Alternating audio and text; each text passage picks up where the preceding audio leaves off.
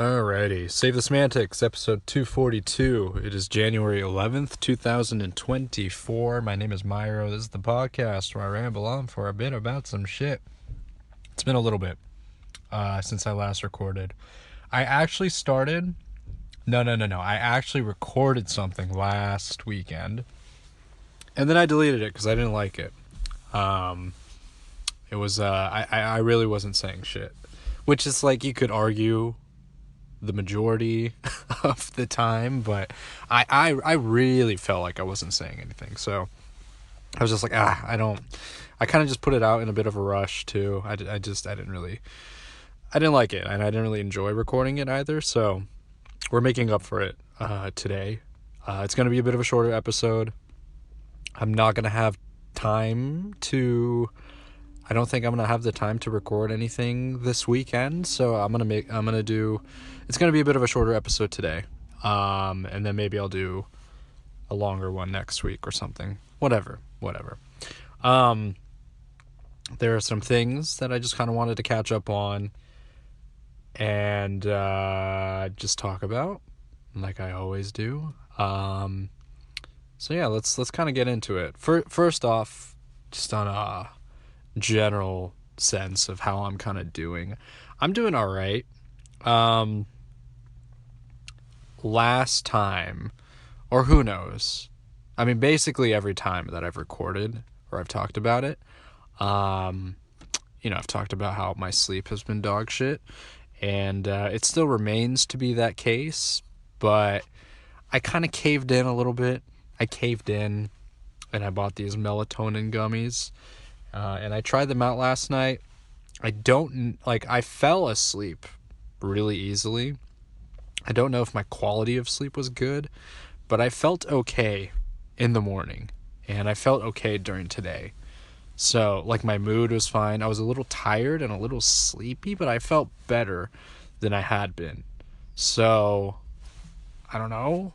I'm a little worried that I'm gonna, lean towards it too heavily, rely on it in order to go to sleep and shit. But I mean, listen, if I feel better and if I feel good after some sleep, and if that's helping, then I feel like, why shouldn't I keep trying it a little bit more? You know what I mean? So we'll do a little self-diagnose, a little self-medication, see how it goes. And then hope maybe one day, I mean, maybe I'll be able to kind of find a rhythm with my sleep schedule and my sleep habits, and try to go to sleep at a more consistent time, which I'm kind of really trying to shoot for. A little earlier, not quite midnight, you know what I mean? But yeah, that is kind of the goal at the moment anyway. Another thing to catch up on. Let's talk about the Warriors, man. So the last time I recorded and got rid of it, I was talking about the Warriors and their struggles. And the same shit applies. The same exact shit applies. Nothing... honestly, it's... This current version, this current vision of the team is over. It's over. And it sucks to see that and admit that. Our loss against the Raptors, you could argue, was sort of one of the nails in the coffins. But then the Pelicans game last night was even more so of a statement that it's never been more over than it has been at this point. You know what I mean? Just with the current rendition of our roster and everything like that. Just the current makeup of our team. It just hasn't worked. It hasn't worked for a little while now, unfortunately. We had a small thing going earlier on in the season, but it just wasn't sustainable. Just due to the age of our roster, our makeup of the roster, and a lot of other shit getting thrown into the mix, like Draymond. Draymond getting suspended for it feels like half of the games of the season. You know what I mean? So there's no continuity with the roster. Like there's a different starting five every game. What it feels like for like the past couple of weeks, it's been bad. It's been really bad. So, obviously the rumor mill is churning. There continues to be news regarding trade talks and all that shit. With like Siakam and DeJounte Murray, which I don't know if that's not gonna put us over anything. Like that doesn't make us. I feel like his inclusion on our team is not gonna do anything to push the needle in any direction whatsoever. And considering what assets we might have to give up, we're giving up quite a lot of depth. Like I don't know if we're necessarily going to be top heavy with him included on the roster. You know what I mean? In the scenario that we're, if it's Steph, and then we might be able to keep, if we are able to keep like Draymond and Clay, because I don't think, I just don't envision Clay or Draymond getting traded. I don't know. Maybe, we'll see. We will see if freaking what's his face, the GM. I was gonna say Bob McAdoo. What's the GM's name? How did I forget him? Mike Dunleavy. If Mike has like the balls to do some crazy ass trade involving our legacy players, then it turns out for the better for essentially our team and Curry and shit, like then that would be crazy. But I just, it'll be it's gonna be difficult seeing it happen, to be honest. Like I've said, like, when Clay was going through a pretty rough stretch, it was tough to see him, I was like, we might have to trade him, bite the bullet, all that shit. But I don't know, man. I just don't see, now that I've kind of had the time to think about it, I just don't really see that happening. So, and I think Draymond's probably going to stay too, honestly. I just don't see them trading Draymond. So yeah, Siakam, it's possible. We'll see how the Siakam trade is going to turn out. But yeah, it's been a really rough watch this past couple of weeks. Like the only game like team win that I can even think of in notoriety was against the Pistons, and we squeaked by them like barely. And then just the blown out wins against blown out losses against the Raptors and the Pelicans was just it was just like, yeah, I think this is it, man. Like it's felt this way coming for a long time now. I mean, I think this has been talked about to death, but it's really, I mean, it's just really something seeing Wiggins' absolute fucking decline as a player. Like it's just like, damn, dude. Like was this really, like, you can't even like put up fucking 10 points, dude.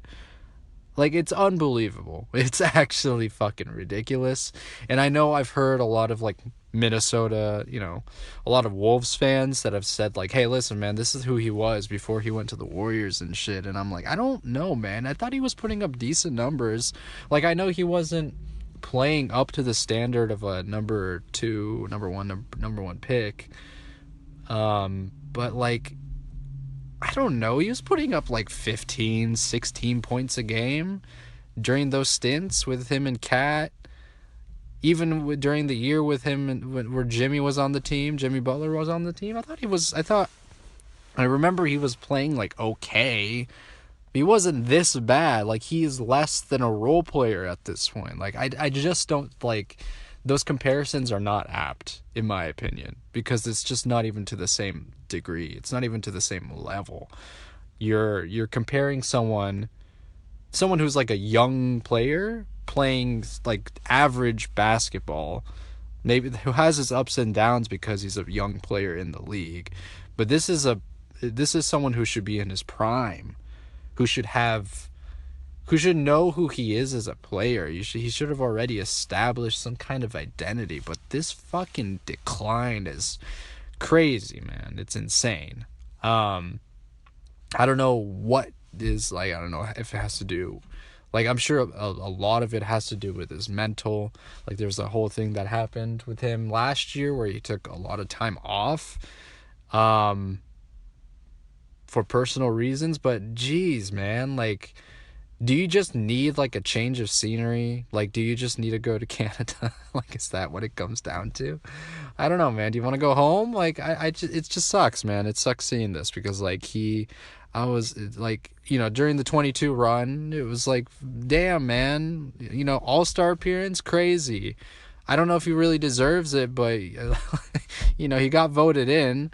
And then he played at an incredible caliber level during the finals, and he helped us win a chip. And it's like, but it's like there's too much writing on the wall with him, and I think you just kind of need to let him go at this point. Like, I just don't really, it's really hard for me to see him being salvageable. And I know Kerr is just like, oh, he just needs to get going. Dude, he was playing like garbage minutes during the Pelicans game where they were getting fucking destroyed. Like, he had them out there with like the third unit in the fourth quarter, and he still couldn't do shit. He had like 5 points. Like, that didn't do anything. It's really unfortunate. Like, he just has to go. And it sucks. It sucks. It's gonna be one of those things. Like, this decline, it's worse than Poole's decline last year. You know what I mean? And I feel like with Poole, I don't want to say justified or whatever, but you can see the reason as to why his play declined. Is like his altercation, him getting punched by Draymond, and then like the fact that the team and the organization didn't necessarily back him up on that and didn't really support him on that. Like, yeah, I feel like he would not be willing to play to the same level as he did in the previous season. Like, I can very much understand that from Poole's perspective. And again, you could argue the same thing with Wiggins. There's maybe some family matter that happened. I forgot exactly what it was. It was regarding his like father or whatever. And so maybe that has affected his just focus and whatnot. But like, I'm just saying the declines, this decline is so steep in comparison to whatever Poole. Like, Poole was just, I don't know. Like, he was still putting up numbers once in a while. You know what I mean? He was still jacking up shots. The way he played didn't necessarily change. It was just more of the fact that he was less efficient, and he was just not a good like team player last year. He was not a good role player. But with Wiggins, like, man, it's really too bad. These last couple of seasons, like, of course there are things that you can appreciate. Obviously, everything Steph's done, even up until this point, like, even during this season, he's had some incredible moments. So obviously, I'm not, nothing to take away from there. But I think there's just too many other factors that need to be changed in order for this team to potentially make a final push, right? I mean, honestly, like, you could argue, and I could very much see that the 22 run was kind of the last dance sort of thing. You know what I mean? I don't know if we'll get, like a Michael Jordan-esque last dance, because it was like, when that team ended, it ended. Jordan left, like, everybody except like Scottie left. You know what I mean? Phil Jackson quit. Like, like that whole team was no longer the same thing, because it was over, right? But it's just not the case when Curry is still active. He's probably going to be playing for however many more years, right? Hopefully until he's like 40, like LeBron. That would be awesome. But yeah, it's just not the same situation, and it's very difficult to see kind of a last dance type of scenario. And you could argue we kind of got that with the 22 run. So, I don't know. Hopefully we can do one, hopefully we can push just a little bit more with Steph on our team and make the most out of that. and then make the most of his time here. But yeah, it's been a rough, man. It's been a really shitty. I've just kind of been laughing through kind of the pain of just how bad we've been and just the losses. But you know, it is what it is. It's the league has gotten better. Teams have gotten better. Teams are younger than us. They're just better. They're just better than us. And I said this earlier on, that the Western Conference was going to be a bloodbath, similar to last year.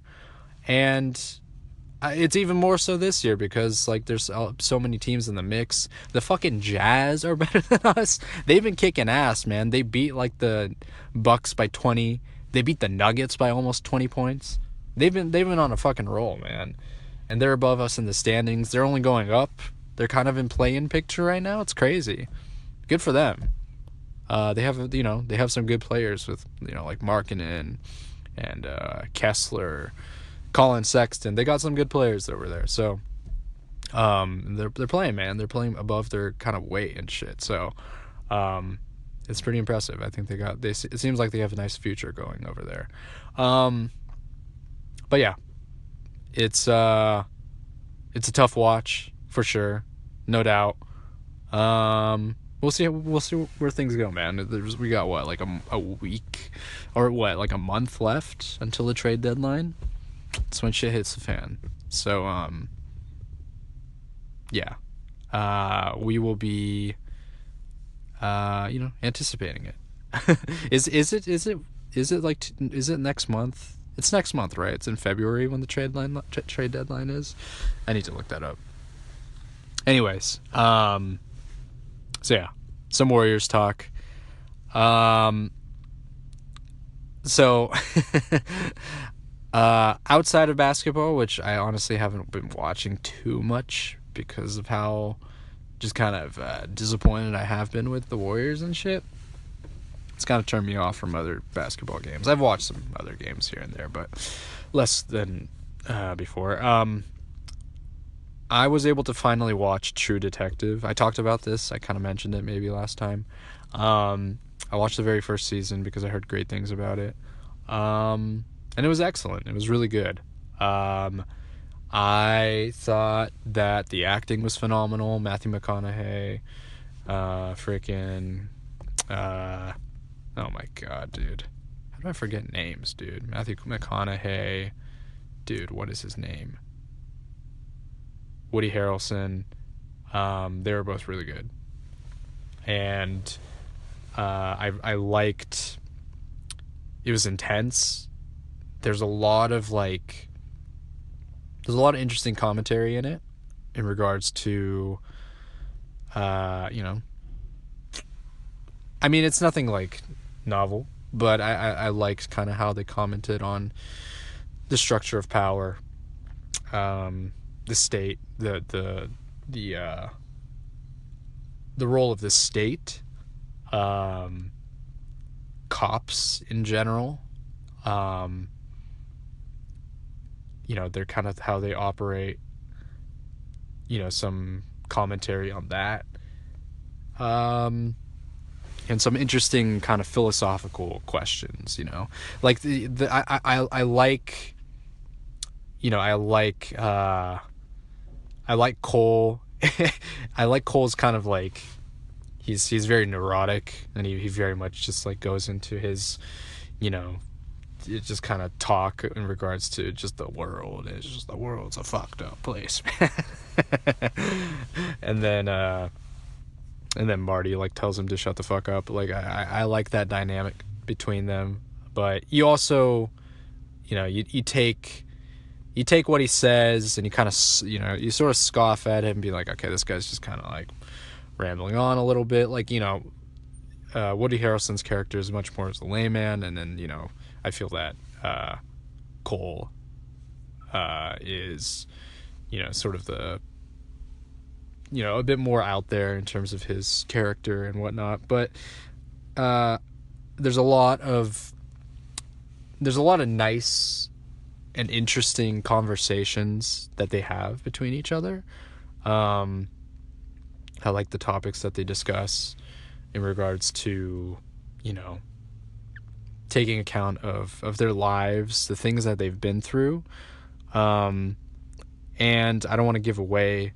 There's a really nice moment of kind of final reflection at the very end of this season with this kind of first season series. And I think it really wraps up everything very well.